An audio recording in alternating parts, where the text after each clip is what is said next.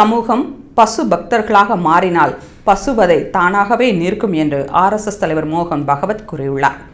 உத்தரப்பிரதேச மாநிலம் பிருந்தாவனத்தில் நடைபெற்ற சந்த் மலுக்தாஸ் ஜெயந்தி விழாவில் கலந்து கொண்ட மோகன் பகவத் பசு பாதுகாப்பு மற்றும் பசுவதை தடுப்பு குறித்து பேசினார்.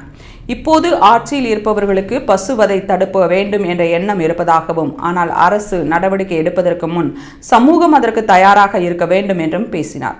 அயோத்தி ராமஜென்மபூமி விவகாரத்தை உதாரணமாக காட்டி பேசிய அவர் 2014 முதல் 2019 ஆண்டு வரையிலான பிரதமர் மோடியின் முதல் ஆட்சி காலத்தில் ராமர் கோவில் கட்டப்படவில்லை. ஆனால் மக்கள் உணர்வுகள் வலுவடைந்த போது இரண்டாவது ஆட்சி காலத்தில் அது சாத்தியமானது என்று கூறினார்.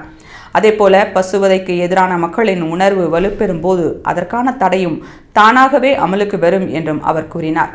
போக்குவரத்து சிக்னலில் சிவப்பு விளக்கு எரியும் போது மக்கள் அதை மதிக்காவிட்டால் அந்த விதியினால் பயனில்லை என்றும், அதுபோல சட்டம் இயற்றுவதற்கு முன் மக்களிடையே விழிப்புணர்வு அவசியம் என்றும் அவர் குறிப்பிட்டார். இன்றைய அறிவியல் யுகத்தில் நாட்டு பசுக்களின் பயன், விவசாயம் மற்றும் பால் உற்பத்தியில் அவற்றின் முக்கியத்துவம் குறித்து மக்களிடம் எடுத்துரைக்க வேண்டும் என்று வலியுறுத்திய மோகன் பகவத், நகரங்களில் பசுக்களை வளர்ப்பது கடினமாக இருந்தாலும் கோசாலைகளுக்கு மக்கள் அளிக்கும் ஆதரவு பெருகி வருவது மகிழ்ச்சி அளிப்பதாக தெரிவித்தார்.